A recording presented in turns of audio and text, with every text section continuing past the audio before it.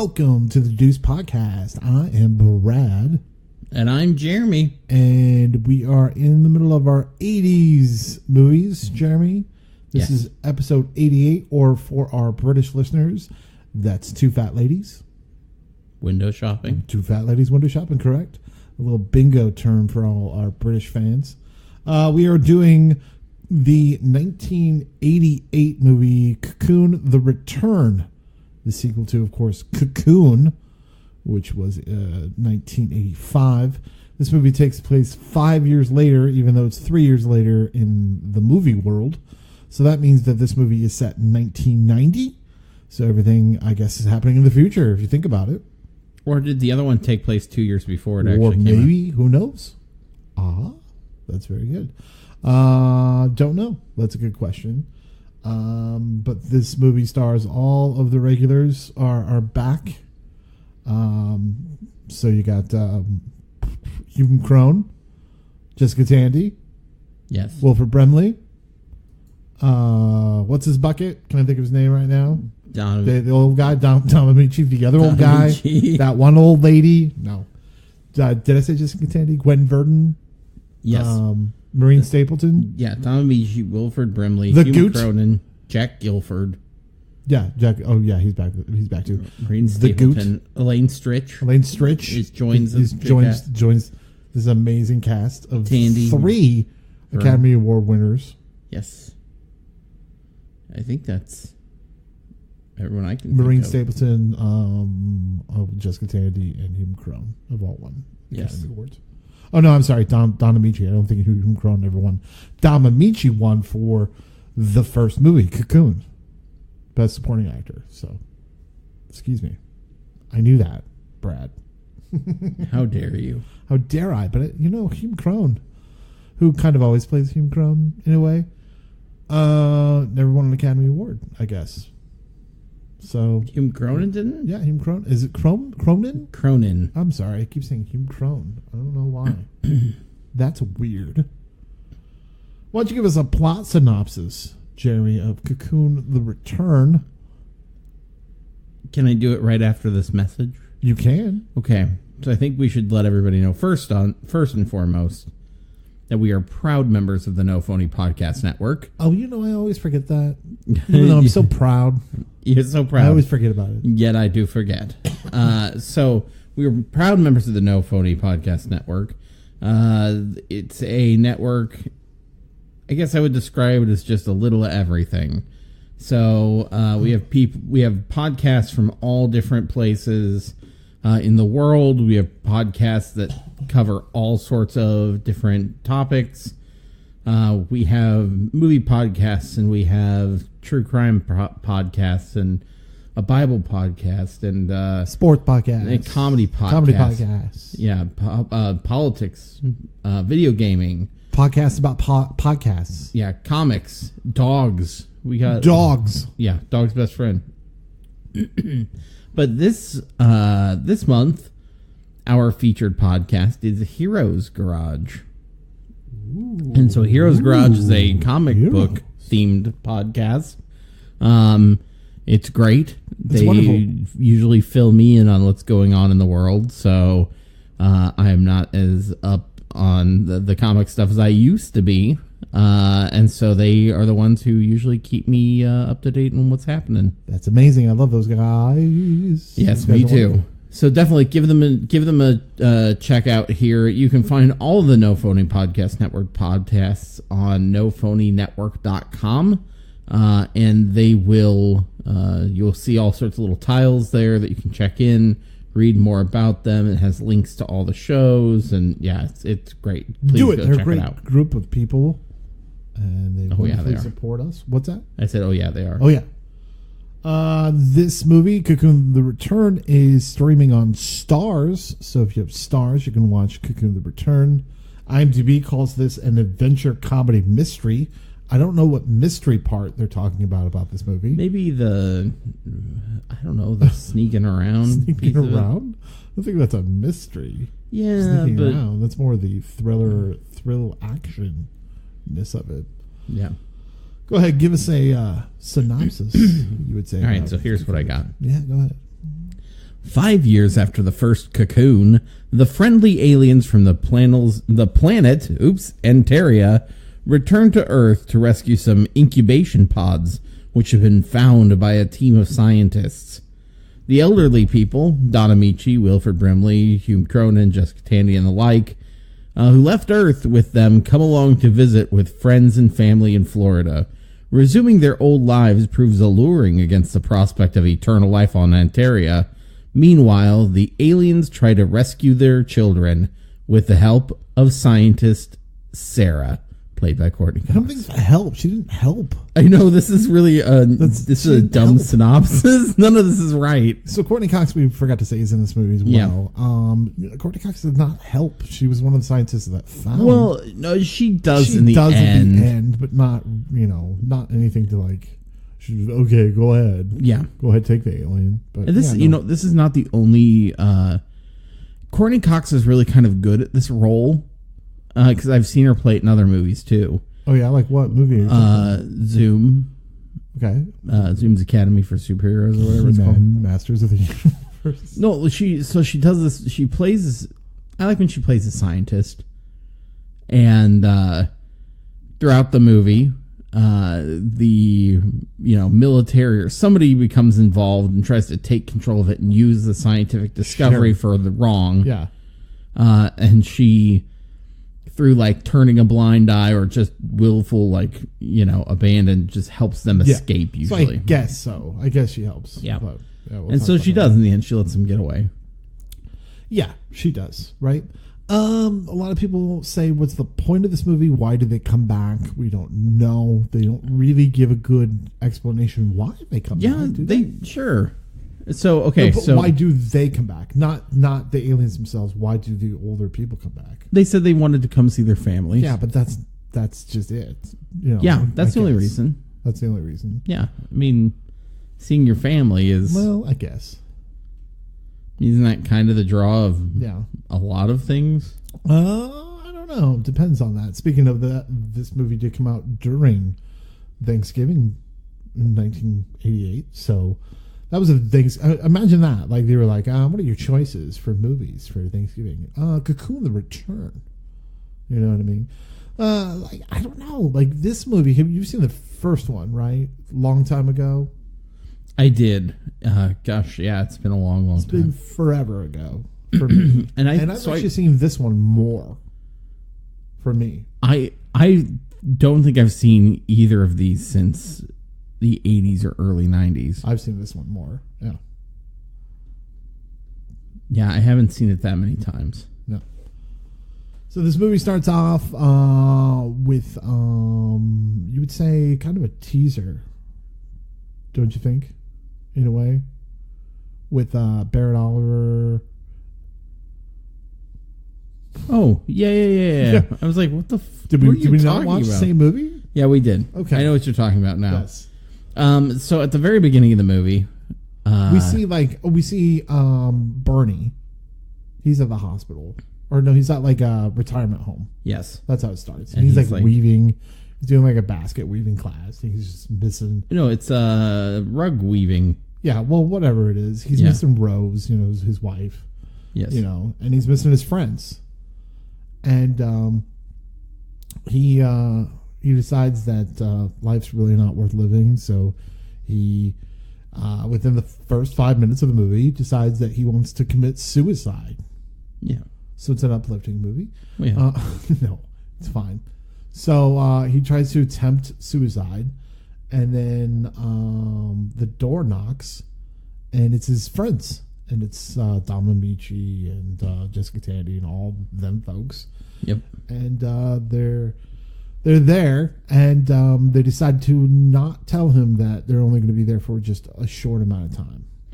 Which, that short amount of time is a debatable thing. There's a lot that happens, and like. Meanwhile, we see Barrett Oliver, from the first movie. Barrett Oliver, obviously, is from the original Neverending Story. Correct. Sebastian, and he was in the first movie, and he is doing his homework on the bed. Yeah, and I guess these aliens can control technology in a way. Apparently they They can. I don't think anybody. So he shuts off the TV because his mom comes in, and you're not watching TV, are you? And he goes, no. And then the TV shuts off. And it turns back on, shuts off, turns back on, and then it kind of goes, like at the end of back in the day when it was the end of broadcast, and Wilford Brimley's character shows up because that's his grandfather. Yeah. And he says, "We're coming back." And he says, "Well, what am I going to tell? My mom. Mom's gonna freak. Mom's gonna freak. Yeah. Tell her the truth." Yeah, that's a good one. Yeah, Wilford Brimley. I guess I think their kid, Wilford Brimley, and Maureen Stapleton's son was his father, but Okay. he died, Okay. and Wilford Brimley was just kind of the male Surrogate role model male in his role model. life. Yeah. So they're at the kitchen table, and he says, "No, they went to an alien planet."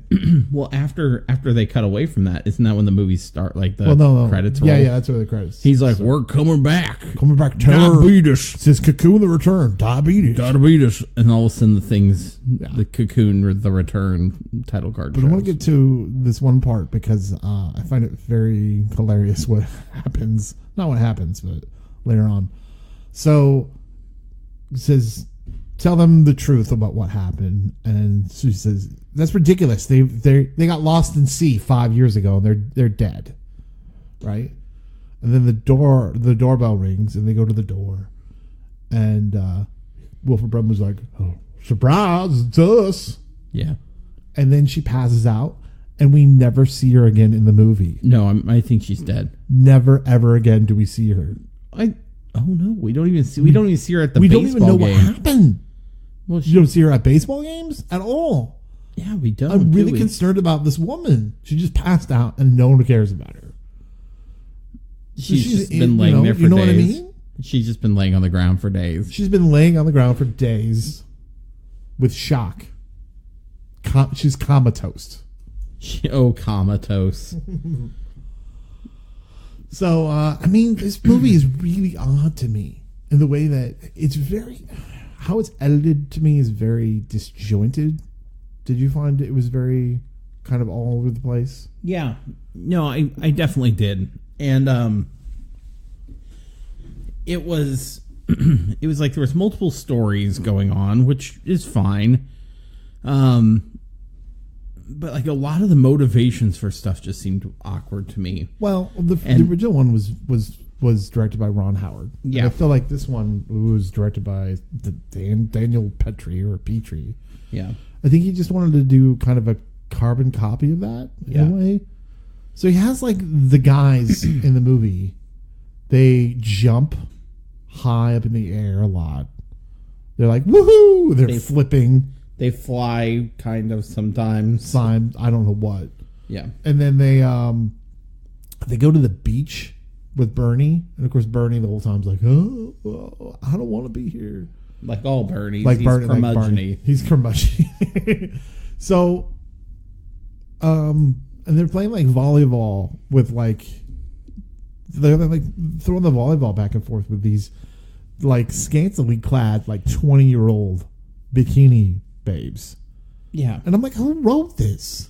Yeah, they Who were wrote this movie. It's odd because he's like at one point they're like, "Ooh, that's who I want to see," and you see these girls like running into the water, and they're like, "What they need is a little bit of mature, mature interaction." Said every creepy guy ever. Every creepy guy. Yeah, right. It doesn't matter how old you are, especially when you're older. I don't think 20-year-old women want to be hanging out with 70-year-old men at the beach, no matter how strong they are or they can pass the ball around and keep up with them. I don't think that that's their ideal. No, and this was obviously written by a guy, and probably an older guy. Don Barnhart? Yes, by Don Barnhart. Mm-hmm. Because it is like, the girls are like, oh, they're they're just like so into these older guys because they're smooth and whatever. And I'm like, This is how 80s this movie is. And when I mean 80s, I mean how kind of it drives me nuts. You know, they're showing them doing youthful things. Yeah. Right? So they're playing basketball or they're playing whatever. Right. The women are always like, we're shopping. Yes. That's all like their montages. Yeah. Is like, we're doing the Pretty Woman thing. And I'm like, oh my God. I don't even think this is an 80s deal. I don't even think it is an 80s thing, but this movie is geared sexist towards the forgotten generation. Yeah. I mean, it's weird because so like now you see movies, so like we see like, was it Wild Hogs and like Wild Hogs set, like, it was kind of trying to get the baby boomers. Yeah. And you see Wild Hogs, you get like, what was it, Vegas Vacation, or not Vegas Vacation, Vegas Last Trip to Vegas or whatever it is. No, I have no idea what the movie is. What is that movie? What, The Last Trip to Vegas? Yeah, I have no idea what the movie you're talking about is. Let me find it real quick. But I know what Wild Hogs is. Right, so Wild Hogs is one of them. But, you know, it's these guys who are like, we have our other life stuff happening. So if it wasn't for Cocoon, we wouldn't have Wild Hogs. That's what you're saying. Or are you just saying... No. I'm just saying that there are these type of movies. Like, right. Last Vegas was what it was called. What movie is that? It was a 2013 movie directed by John Turteltaub. Oh, well, there you go. Michael Douglas, Robert De Niro, Morgan Freeman, Kevin Kline, and Mary Steenburgen. Oh my God, that sounds like Cocoon 3. Right? It's a bunch That's the cast of Cocoon 3. It's a bunch of baby boomers who go to have one last trip in Las Vegas. Oh, that's Cocoon. Yeah. And think about Red, the movie Red and right, Red that's 2. true too. It's a bunch of like aging baby boomers who kick ass. Kick ass. Yeah. And so Cocoon really isn't like that precursor different. Of that. Yeah, I mean, it's the same kind of general thing. And this was not the only movie to do this kind of a thing. But you have this where they're like, see, older people, you're youthful and whatever. It just seems so odd that, like, as moviegoers, we flocked to the movies to go see old people. Like, you know what I mean? Like, in 1985, like, that was a hit thing. Yeah. You know what I mean? Like, that just seems so odd to me. Well, but okay, so... But I guess you're right, because that generation was probably still, you know, kicking and doing stuff. Yeah, well, think about it. Like, you have, you know, they were in the 80s. Yeah. They were, I mean, think of it comparatively to our parents. Like... Yeah, I mean, you got to think about 30 You years. know, like, they were, you know, 30 years ago. Yeah. They were... what, like in their 60s, 50s, 60s? Right. Where the baby boomers are now. And so they're probably trying to capitalize on that. Yeah, they want to, like, they don't feel like they're at the, you know, they're not like, well, we're going to settle down and be old people and just shrivel into, you know, oblivion. Yeah. Like, they're like, no, there's still life in us. And so they feel these things. And this movie kind of brings that out just like these other ones do. So, I mean, shit. We're no different. Our generation is no different. No, and I think that's why we get a lot of Time reboots. Machine. Well, yeah, Hot Tub Time Machine, or like reboots from the 80s. Yeah, you know what I mean. Yeah, stuff like that. Think about it, bunch of Gen Xers. Yeah, go back in time and relive their glory days, and then there's one millennial voice that's along there True. who is complaining about stuff, trying to give them be logical, and that's they like, just call him an that's asshole. like the Gutenberg character. Yeah. Oh my God, this has been going on forever. Yeah. And I guarantee it's probably been a long. Oh, yeah. It's probably been there before that. Can we talk about my favorite scene of the movie? And that is the basketball scene. Let me tell you, this basketball scene is my favorite. Yes, we could definitely talk about the whole basketball scene. So they're eating like chili dogs, you know, on the park bench, or something with copious amounts of ketchup, because they're old and they can, but they've, you know, not been aging. And by the way, they're on Earth, so they're aging, you know, while they're on there. So a basketball hits their table and goes all over their chili dog, whatever the fuck it was. And some guys are like, hey, or they're like, hey, watch it with your basketball. And they're like, you got a problem? Like, this is like the only time I swear, like, they cuss in the movie. They're like, well, what's wrong with that? Blah, blah, blah. And he says something like shit or something. Yeah. And I thought that escalated so quickly. Yeah. And then Wilford Brimley goes, I'll bet you $10 that we can score more points against you than you us. And I was like, Dem's 80s money, man. $10 in the 80s got you far. So I'm sure like that was a good bet. But nowadays we're like, oh great, thanks. Wow. 2 gallons of gasoline, thanks. Awesome. Do you know what I mean? It's not worth it for You're me to whatever. run across the court for $10. No. But you did name them, didn't you? Well, yeah, I think we had some. Yeah, I think we named them the 1876ers. the Philadelphia 1776ers. Yes. The Houston rocking chairs. With the pacemakers. The right, wasn't it something like that? Yeah, the Grover Cleveland Cavaliers. That's wonderful. Yeah. The Sacramento King Georges. Sacramento King Georges. They're like the Bucks. Is that one of them? The Buck stops here. The Miami Heat Flashes. Heat flashes. I was gonna say like hot flashes, like heat flashes. But again, this is one of those moments where it's very disjointed because there's like other stuff going on in the movie and it keeps flashing back to this basketball scene, and I'm like, it's just so, you know what I mean? Yeah. It's very edited, very weird. Yeah. And why we spend a lot of time on this scene. And what's that? We spend a lot of there is at least a good 10 minutes of basketball stuff that I'm just like, I don't remember this basketball scene being in this movie that long. We do not need to. No, nor do I. They're playing Sweet Georgia Brown. Yes. Right? Yeah. And, you know, it's the Harlem Globetrotters. Right. And there's like 2 black guys on, you know, the opposing team that I never saw. You know, yeah, and they're like, finally, a bunch of old white guys that just showed you what to do. Well, but that's what it was. It was cut with them doing a fashion thing, right? The ladies were going in and doing. Yes. Yeah, that's what it was. Yeah. They which they were like, wow, we're here and there's this fashion stuff, and well, I never really had any need for this. I wouldn't even think about buying that. And then they go in there and I'm like, oh, that's not really that scandalous. Well, they said, well, we could just try it on. Yeah. So they try on clothes. Have fun with your wild day, have fun girls. with that wild days, Maureen Stapleton. I don't know what else they were doing besides that. They don't really focus on the women that much. But the guys, the guys are the guys have now gone to the beach. Yeah. Creeped on some ladies. Some ladies who challenge guys to a basketball team. Yes. One of them got their wife pregnant at age 72. Well, we find that out coming up.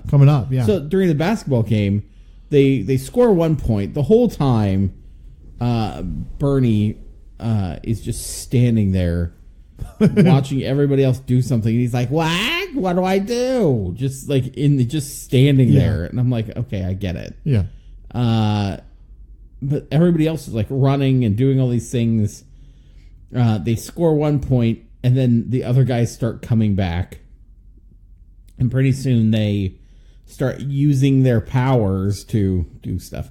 And this is something I was really confused about, I have to add. Yeah, right? When they, all of a sudden, I was like, where did you get powers from?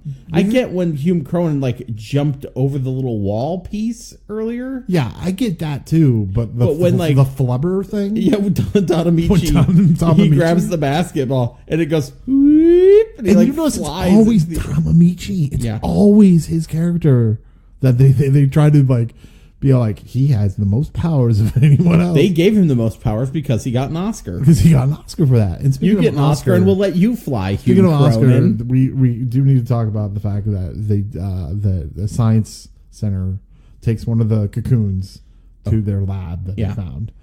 And they open it up. And of course, if you've never seen Cocoon, the aliens do look like the top of the Academy Awards. Kind of. Minus the sword. What did you call it? What did you say that they look like, the aliens? Poppin' fresh? Yes. It looked like the Pillsbury dough guy, like a Pillsbury dough guy, or like an Oscar made of biscuit, and that, biscuit and dough. And that subplot is that it's at the Science Center, and what's her face, Courtney Cox. It's an oceanographic center. Yes, they're out looking at like just picking things up from the floor to study, and they find these rocks they realize aren't rocks, and they bring them up. Now all the other cocoons have been picked up. Yeah. But one got taken. And I do think this... So I will say what I think was cool was when they get it back to the center and they're examining it, trying to figure out what it is. I think these cocoons look cool. I mean... The cocoon shapes themselves, I thought, was a good practical effect. Yes. They always look... Because they look like giant bug pupa, kind of. And so... They always look cool. Right. And then the special effects that don't hold up very well. Well, yeah, there's that. But they start cutting it, or first they scan it. And when you scan it, like do a thermal scan, inside of it you see like a humanoid shape that's kind of moving. Right. And to me it reminded me of like an ultrasound. Yes. And I thought that was cool. I think that's a cool effect. I was like, nice. Like, I would have liked to see more sciencey things. And through that ultrasound, they said, he looks like a Phil. Yes. And they named it Phil. They did name him Phil. I thought that was weird. Because when they pop him out, he looks like he's made of phyllo dough. Because these aliens, I don't think are gender neutral. Do you know what I mean? How do you know that's a guy? Yeah, they look like Pit Pat from Mr. Show. They are very mush-faced. Just generic. So some other side plots also include that Dom Amici, right, gets his wife pregnant. Yes. So she's like 72, and they're like, congratulations. Like the guy comes out, the doctor comes out, congratulations. This guy, so this doctor. The doctor. This is Dr. Actor. And he was, because seriously, they hired a guy. Actor. And they're like, do you want to, like, I don't know, brush up on some medical things before you do this? No, I've got it. I've played a doctor before. Like, why? And so he's the doctor who was like, she's 70 something and pregnant. Congratulations. Yes. You got some powerful ball juice. Yeah. Like instead of like, okay, there's going to become some complications because she's 72 years old. It's a very high risk pregnancy. But instead they're like, instead he's high like, risk of having can't wait to tell the Guinness World Book of Records to come here and take a picture of her vajayjay so we can get some accreditation in this hospital for finally. I'm Dr. Actor. Peace out. The SAG card. like the janitor. How's it going in here? Oh, yeah. SAG card attained. The guy just has a weird line out of nowhere. Everything going okay in here, doctor? Yes. Bye. That's towards the end. We'll talk about it later. But so that's another subplot.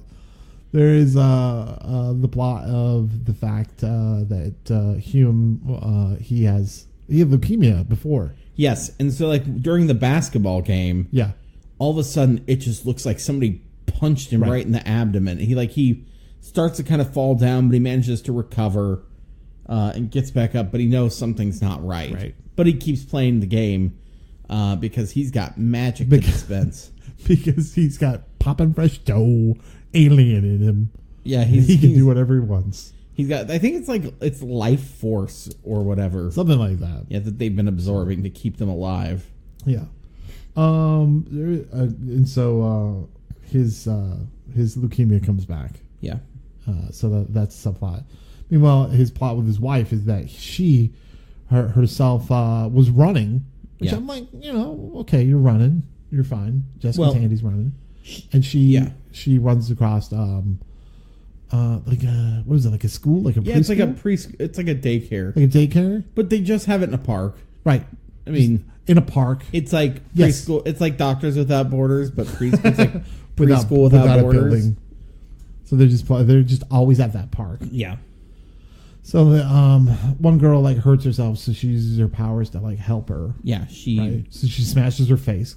Like that's what it looks like. She just puts her hand over her face and just kind of like, I got your nose. She like scoops the bump off her head. Right. So then the teacher's like, I need to go, put a Band-Aid on, whatever. Could you watch the kids? And then she ends up telling the kids about the planet. Yeah. And these kids are like enthralled by it. Yeah. And she's done very well with the kids. Yes. I think all of these almost kind of represent different aspects. So I guess it'd be Ben and Mary, so Maureen Stapleton and Wilford Brimley. Yeah. They're the older couple who has kids.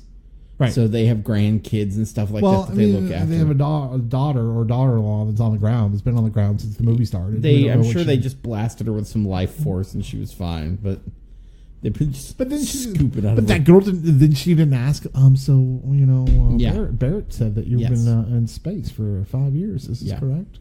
Is this accurate? Is this accurate? I just thought I thought pirates came and took your ship. You get the couple who I don't think had any kids, which was Joe. Okay. That makes total sense. Yeah, Joe and Alma. I don't think they ever had kids. And so they were excited to have it. Yes. And then they got into Lamaze class very easily. Oh, no. So, no. That Joe and Alma are Hume Cronin and Jessica Tandy. Okay, gotcha. Okay. So in the first movie, it was Art, who was Don Mamici, had been single forever.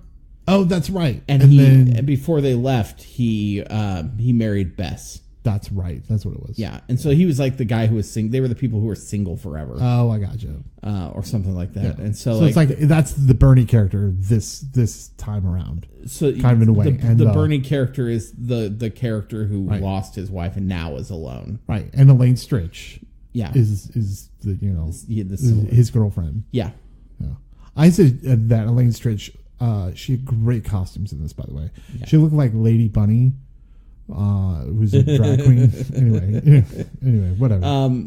So they're at all these different points. So like the Hume Cronin and Jessica Tandy storyline, he's sick. He finds out leukemia's back.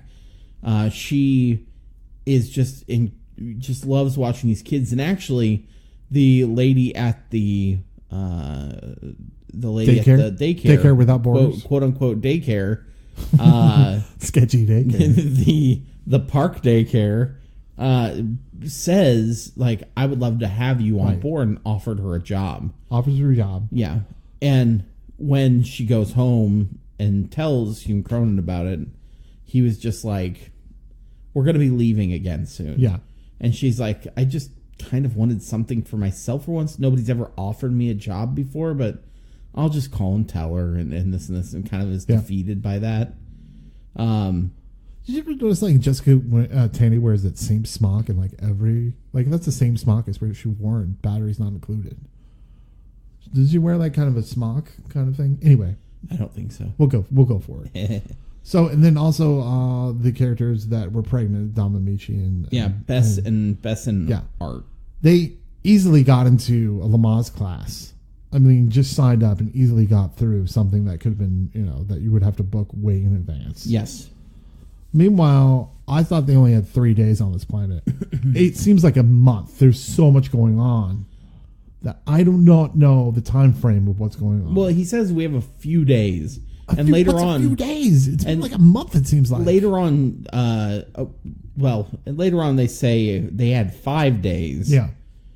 But like all of this crazy shit has happened in like 3. Oh, you said it was 1. I mean, it felt like it's hard to keep track of the time because it's very like disjointed. It's not very linear. No, it's pretty awkward and not in a good way. Right. Like I'm fine with a movie that doesn't have a linear storytelling, but like this is just, I think it hamstrings it a little bit. So now don't forget there's a subplot too with Steve Guttenberg. Yeah. And that's what I was gonna say. Yeah. Okay. Go ahead. It was Steve Guttenberg and Kitty. Kitty. Yeah. And so Kitty was like the assistant alien from the first one. Right. Who assisted Brian Dennehy's had character. Whatever spinny ball energy sex with him in the first one. Spinny ball sex energy. Yeah. where it was she passed her energy through him or something like that. So he sees her again in this one. He's trying to help her get everything back. And it's weird. Like they, at one point, he's like, we should do that again. And she's like, cool, let's go to your bedroom. And he's like, no. Like, we should go on an actual date. Like, romance. And she's like, okay. So they go to a restaurant. First of all, way to keep it classy, Goot. Yeah. The Goot, that's class move. Right there. I gotta tell you, not a big fan of his character in these movies. No, me either. Because he seems sleazy, but like at a superficial level of sleazy. Not even that. It's not even like he's supposed to be that guy who you're like, you're a scoundrel, but a lovable scoundrel. I don't even think he's lovable. I don't think he's hateable. I just think he's one dimension. Yeah. Like the whole movie. Exactly. I would completely and I'm agree. like, come on, Goot. Yeah. But so they go to dinner, and there's this whole awkward thing where they're like, okay, we're at a restaurant. Yeah, it's like a fancy restaurant. He doesn't know what kind of food it is, even though they just ordered something they couldn't read, whatever it was. And they start eating, and she is just like... What do you mean he didn't know? I mean, I know he said that, but it's not like, so what do you want for dinner? I don't know, so let's go to that restaurant, where it's like, I don't know. Yeah. Okay. Yeah, and he doesn't know whether it's French. He goes, oh, bonjour, it's a French place. And she's like, well, what is this food? And he goes, it's bon appetit. French food, just French food. Yeah, because they said bon appetit when they put it down. And he's like, oh, it's bon appetit.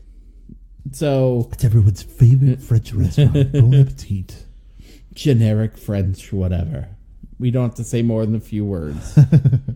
And later, like when he's trying to get the waiter, he keeps also saying Spanish things at them, and they're like, because we're supposed to get, he doesn't know what's happening. It's not his scene. It doesn't work. No, it's so awkward. It does not work. Like later, he's like, oh, Garcon, Senor.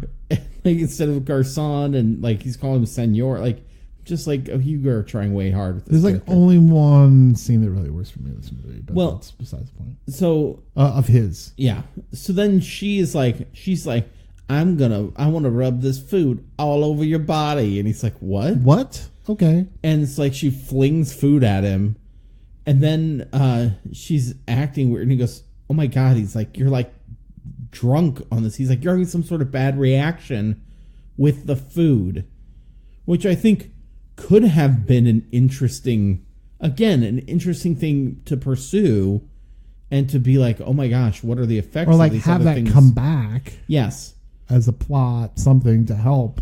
Well, like you could have, but she's drunk, and then you guys get out of there while she sobers up or whatever it is. Like you could have talked, and so we could have learned more about each other. Her sex whatever ball thing comes out again. He's trying to get the food away from her. She finally lets go. It flings across the wall, almost hits a bunch of people, and then she just like starts hovering, glowing, and shoots her sex spin ball out at people, and like it's bouncing around. And it hits, like, at one point it hits a guy in the face. And I'm just like, is that, like, it just seems awkward to me. Like, no, it's very awkward. Like, because you know that's sexual whatever, and, like, this unwitting person got caught in the crossfire. It's very awkward. Also, like, no one reported this to the news, and that's not on the news. And then the science lab didn't go, well, that's kind of interesting, because it kind of reminds me of, you know what I mean? Yeah. Like, none of that? Okay. Yeah. Instead, Goot was all like, I was thinking the cops were going to show up the next day. Yeah. He deflects it with a what do you call it? A tray. Tray. Yeah. Thank you. So, can we talk about my second favorite scene in the whole movie? Yeah. Coming up here. So Jessica Tandy decides that she's going to, at least for the time that she's here, work for that place without borders. Yeah, daycare without borders. The daycare without borders. So the kids are playing like kickball or something. Yeah. Right? And one of the kids kicks it out, and he starts running, and he kicks it out on the street. Yeah. And he starts running for the ball. And she's like, Tony, come back. Anthony. Oh, it was Anthony. Sorry. Anthony. Anthony in her kind of British. You know what would have helped there? Borders. Borders. Like walls. Would have helped. Would have helped that ball wall from going into the street. A wall should have been no. So she runs out to save him, and then gets hit by a car herself. Yeah, she shoves him out of the way. And what do I always say during this movie when that happens? That's like driving into Miss Daisy. Just an amazing joke. Done. You're welcome. You can. You can do the rest of the podcast. You were just talking through all this to get to that point. Yes. Yeah. Because that's a great joke. And so so the next thing is they're in the hospital. Yes. And Mr. Dr. Actor, I swear it's the same doctor. Yeah, it is. Says she's comatose. It's just like, what? I was like, what the hell is comatose? It's where you... Is that where you spread commas on toast or what? It's where you put too many or not enough commas in your punctuation. So she's comatose. And and so Hume comes in and you were like, why doesn't he just give her, the energy, save her? Well, she's pretty badly injured. Like she's barely hanging on.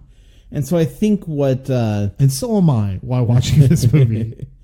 He is also losing the life force.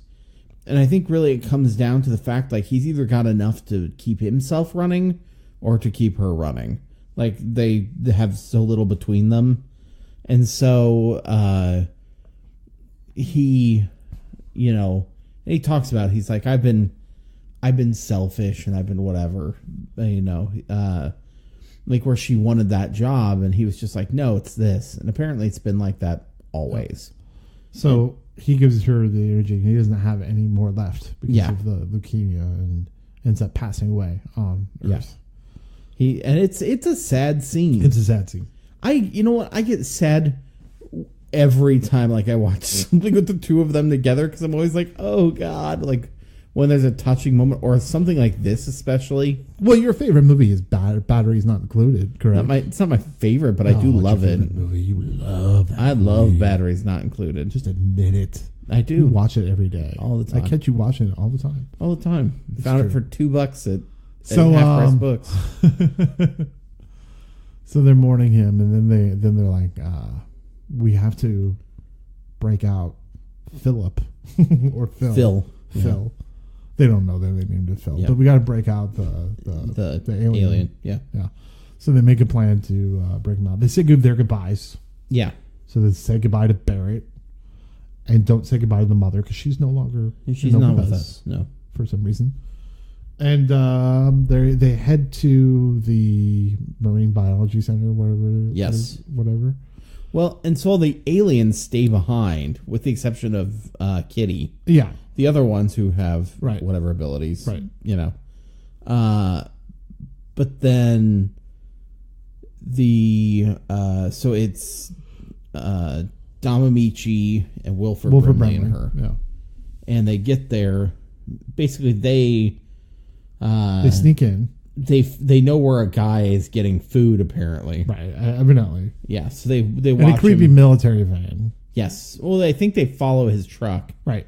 By this point, they've shown the scientific discovery. They knew that guy was going to do that. And they were like, hey, let's just do that. I think they were just waiting for him to stop somewhere to get in. Gotcha. But they followed, or back when they were showing their discoveries with Phil, one of the places they invited was the Air Force. And so the Air Force was like, excellent work, oceanographic doctor. We're going to use this as a weapon. Yeah, we're going to take it from here. Yeah, of course. And Courtney Cox is like, hey, why? Discovery. Every time that you bring the military in, this is what they want to do. Yeah. Have you learned anything? Anything, Courtney Cox? So thank you for being a friend. Cranky Monica. Oh, Cranky Monica. So the military's now there, which is why they're like, uh-oh, what's going on? So they wait till the guy parks somewhere. He's getting dinner. Wilford Brimley, Don Amici, and what's her bucket, Kitty, crawl into the truck and hide there, and then they head back to where they're supposed to be. Now, turns out Barrett Oliver also followed his grandpa, and once they leave, he gets in the car that they drove there and follows it along. He just drives it slowly into a pole outside. When they go to check it out, he just walks into the military protected base. Easy to do. Easy to do. There you go. This is before 9/11. Yeah. You know, it's easy to get. It was a lot easier back then. Yeah. And so inside comes all the hijinks where oh my God, this is so great. So they sneak in dressed as like Florida retirees, like wearing white fedoras. I'm sorry, he's wearing a white fedora. Don Michi's wearing like pink pants. Yeah. You are not like, disguising yourself from anyone. Yes. Wear camo, wear something. Yeah. Wear just black clothing. You're breaking into a military complex. Not into a Cheeseburgers of Paradise. Do you know what I mean? Like, calm down. It's very true. They look like they arm themselves with shuffleboard sticks. Yes, it looks like they're headed to a cruise, like a cruise ship. And so they get inside, and then they put on like doctor costumes, and like one of them is Don Amichi's a security guard or something. They ran out of doctor costumes. Yeah, and so they head their separate ways. Don Amici and the one gal make it to, like, she goes into a closet, and her energy form, or like alien form, comes out, which means that her skin comes off. Her skin just goes bleh, falls on the ground, and you get the face and everything. And she just like starts flying through the vents. those weird characters on like Doctor Who. Yeah. Yeah, that like they peel their face off. Oh yeah, yeah. Yeah, whatever. And then so Don Amici's just still working around. He's trying to get to the electricity, or to the power. Wilford Brimley gets to, like, he's doing something in the lab, getting like a syringe, like getting the blood samples or whatever it is. Sure, I think so, yeah. And that's when the janitor from a door like way down the hall is like, "Hey, doctor, you're doctor, here awfully late. You're here late." Sure am. And the guy still had some work to do, and he goes, "Uh-huh." And you figure he's going to say something else because you see him in the background, but nope. Into that, and I turned to you and said, "SAG card." Yeah. He earned his SAG card. You earned that. You earned it, buddy. Yes. So that gentleman was George Clooney. No, it wasn't. But so when he gets in place, when Wilford Brimley gets in place, Don Amici shuts off the power. They go in there and they grab Poppin' Fresh. And the lights come back on, and they're gone. So they're like, "What? Where'd he go?" And so they're chasing after him, trying to figure out where he went. Don Amici is a security guard, which, I'm sorry, your 80-year-old security guard was like, "I think you went this way. Come on." And they run, and you see Kitty's alien form just flying down the hall. That's what I mean. They're like, Phil. So you don't know. How dare you assume my gender? How dare you assume sex? And you're so racist with those aliens. So they chase him, and while they're all distracted, then Wilford Brimley comes out with Poppin' Fresh and starts running away. They all meet back up and go to escape, and Courtney Cox sees them and is like, "Stop, what are you doing?" And they're like, "Trying to save my friend." And so then she lets them go. And when they are like, "Did you see anybody?" She's like, "Nope." Now I'm going to pause you there for a second because we also forgot a scene in the movie where the one lady who... Kitty. Kitty shows Steve Guttenberg his future. Yes. And his future is a big freaking house. Yes. And he's got like 2 kids. No, he's got like... 2 or 3 kids? Yeah, something like that. A bunch of kids. And a wife who he can't see the face, but he can see a heart birthmark. A heart-shaped birthmark. A heart-shaped birthmark. Yes. Yes. I procrastinate so much I got a birthmark when I was 5. That's an old joke. Go ahead. So later on, so he sees this, all of this stuff, like his future. And it's really weird. All the ladies are dressed with these like bonnets and like white linen dresses. So your future is the 50s? I don't understand what that was. Again, written by some old guy. Yeah, it was some old guy. Yeah. So, of course, later on, she ends up Courtney Cox leaves her job. And when she does, she runs out of gas and ends up by the Goots boat stand. And he's like, "Oh, I can help you." And so he meets her, and then he it's kind sees of cold out. It's cold out. Yeah, he gives her jacket. Manners. Here's my coat. And then when she puts the coat on, he sees that Courtney Cox has the heart-shaped birthmark. Can I say this is the only scene that I was okay with Steve Guttenberg acting? Yes. Was that one. So meanwhile, back to the escape. They do eventually get Pop and Fresher Dough back onto the ship, and they are ready to go. But Wilford Brimley and Maureen Stapleton decide that they are not going to go with them. Yeah. They say that, no, we're going to stay here because we don't want to outlive our kids. Yep. And Jessica Tandy wants to stay behind. Yep. Because, her husband died and she has a job. Yeah. With, Daycare Without Borders. Yes. So she's set for life because they pay great. So she's awesome there. And Bernie still isn't going. Bernie's not going, because he's going to run for president of the United States. Is this Bernie Sanders? Is this Bernie Sanders? Oh, no, this guy's way younger than Bernie Sanders. So in comes my favorite cameo of any movie ever. Yes. So the ship, the spaceship comes, and then there's a big light that comes down. Yeah. And zoom, boom, here comes Brian Dennehy from the first movie. Who I don't know if Brian Dennehy's character just always dresses like the Vandy Camps guy, but it's really important to be prepared when you're coming down from. You don't know if you're coming down from a spaceship. You don't know if you're going to land in the water. Right. So it's good to know that you're going to have a red, like a yellow slicker on. Yeah. So kudos to you for that one. Yeah. And when he showed up, we were like, Brian fucking Dennehy. Brian fucking Dennehy. Brian fucking Dennehy. You are the bomb, Brian fucking Dennehy.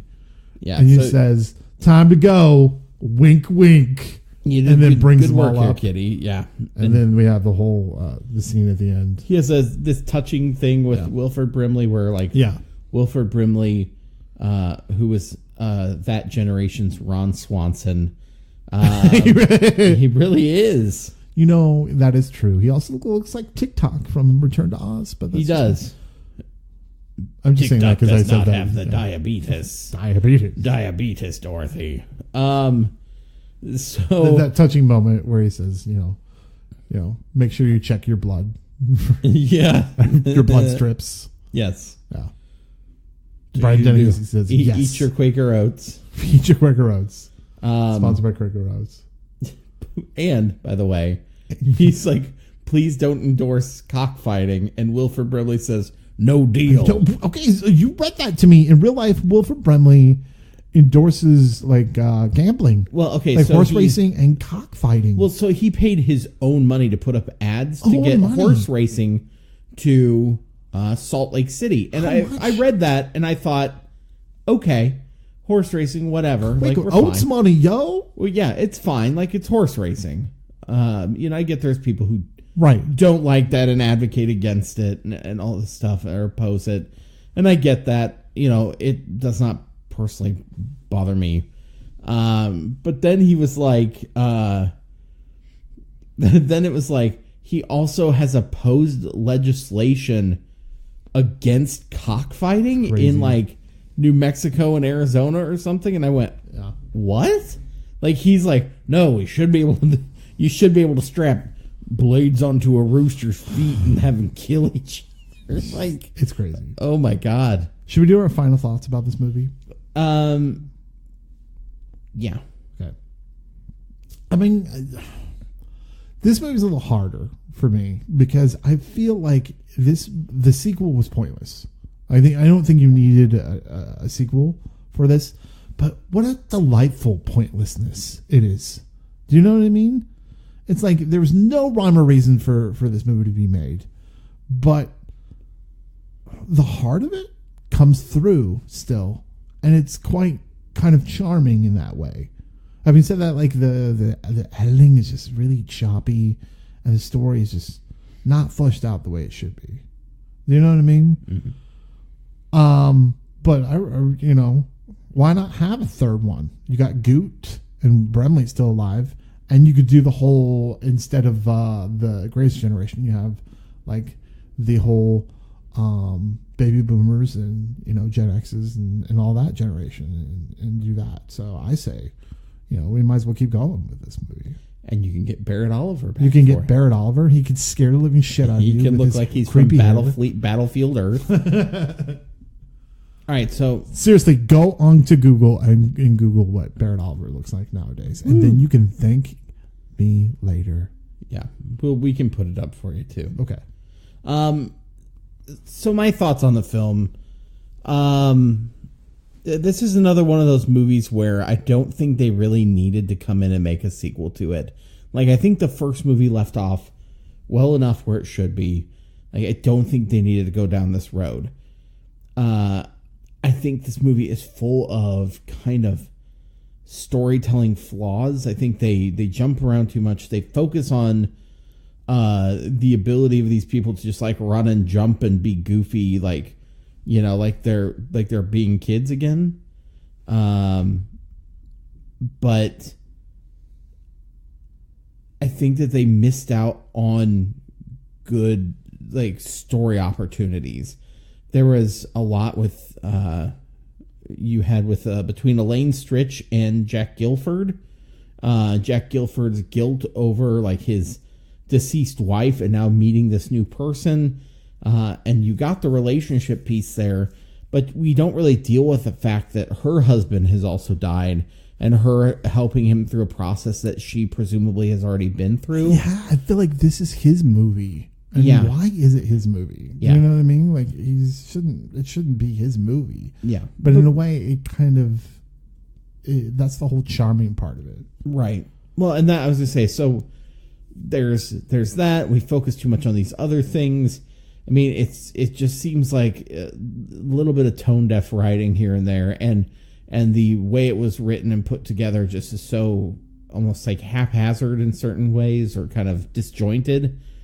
But regardless of all those things, this is not a movie that I would say that you need to avoid or shy away from. Oh, I agree. Like that. Don't shy away from there this is movie. still. I think you're right. I think regardless of all these other missteps and flaws, there is still some heart to it, and this is something where you'll come away still feeling good, even though it's not necessarily the best constructed movie.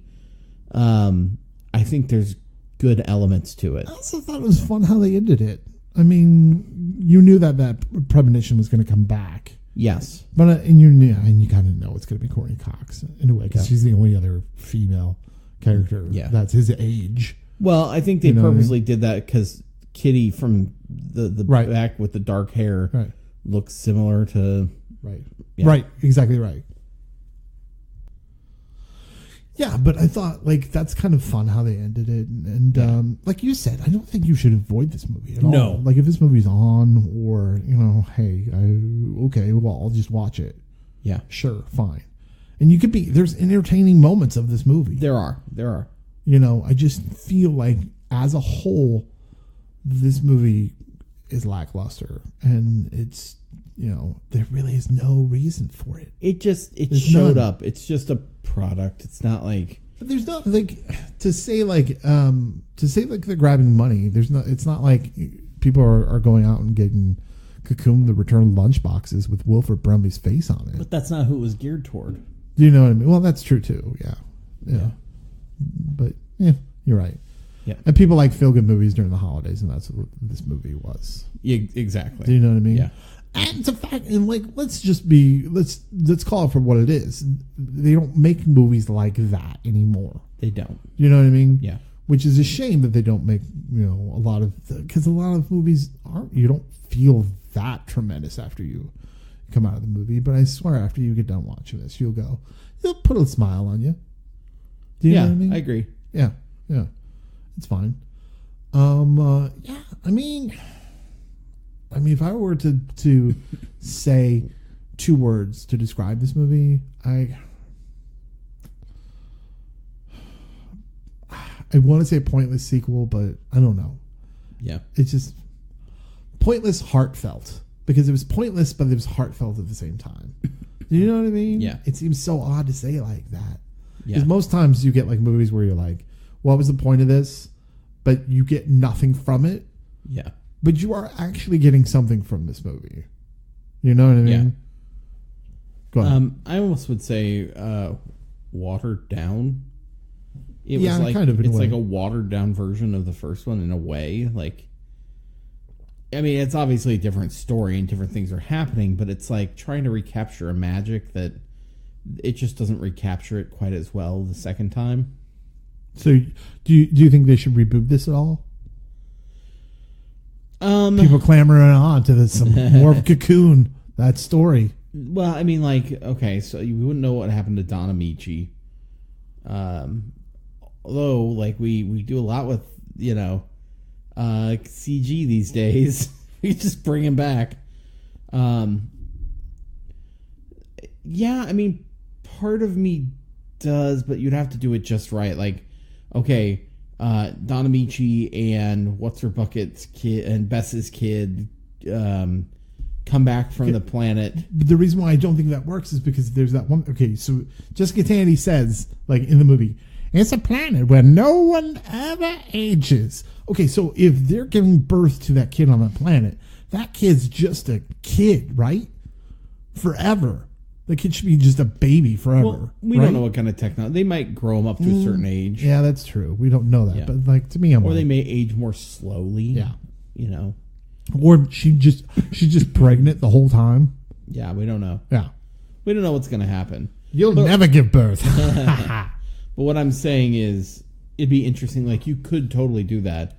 Say the kid comes back, and now, like, Wilford Brimley, the Goot, and whoever is, like, helping acclimate that. Right, that's what I mean. Yeah.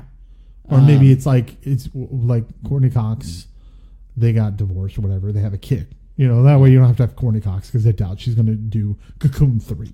What else is she doing right now? I don't know. Producing television shows. But anyway, she could be in it or whatever. Yeah. You know what I mean? But, it could be like maybe their kid helps them. Yeah. I don't know, but I feel like there could be a generational thing. Goot's here. kid helps the old people's kid. Yeah. And I'll tell you what, the thing Barrett Oliver just looms in the bushes. The one thing about this movie that does kind of resonate with me is like the whole fact that like it wrestles with the whole idea of like of losing a loved one, right? Yeah. So it's like losing someone that you've known for most of your life, if not 30, 40, 50 some years. Yeah. And how do you get past that? Yeah. Because in a way, maybe the first movie, they just didn't want to deal with that. You know what I mean? In this movie, maybe they dealt with that. Or they got to, because they experienced utopia in a way. So, in a way, maybe that's why this movie was made. I don't know. Yeah. To have that conundrum of or questioning of like, how Wilford Brimley's character and Maureen Stapleton's are like, we should not outlive our kids. Yeah. So I don't know, like maybe that's why it's there, because Jessica Tandy loses her husband and there's that emotional scene where she breaks down. But that's what I mean by the heartfelt thing. Like that's what gets me, because I'm just like, I don't know if I'd lose, like when I lose you or you lose me, I'm like, that's got to be like heartbreaking. Yeah. I don't want to even think about that. Right. I just want to go to a utopia place up in the sky, where aliens look like Golden Globes. Well, right? but part of that is, they have to give up everything in exchange for that. Yeah. That's You true. don't they get do. to participate in your family's lives anymore. Yeah. You don't get to do all these other things. Sounds good. Let's go. No, I'm just joking. But yeah, Yeah. so it's an interesting conundrum. I mean, that's the only thing I can think of. And that's the only thing that I really got from this movie. I don't know what you got from this movie. I don't know. I feel like you should have just left it with the first one, honestly.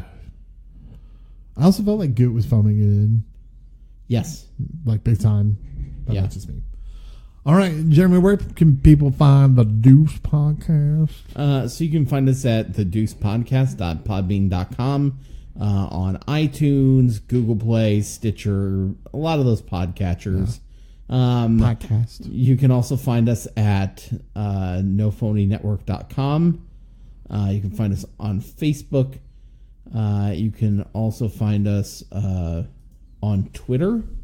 So our Twitter handle, what was that? Twitter. So you can. Our Twitter handle is Deuce Podcast, Right. at Deuce Podcast. What are we doing next? We are doing another movie, We're doing Crocodile Dundee. Crocodile Dundee 2. Is there a hyphen with that? I feel like there should Yeah, be. no, there is. It's Like in the city, Crocodile Dundee 2, something like that. yeah. Hold on.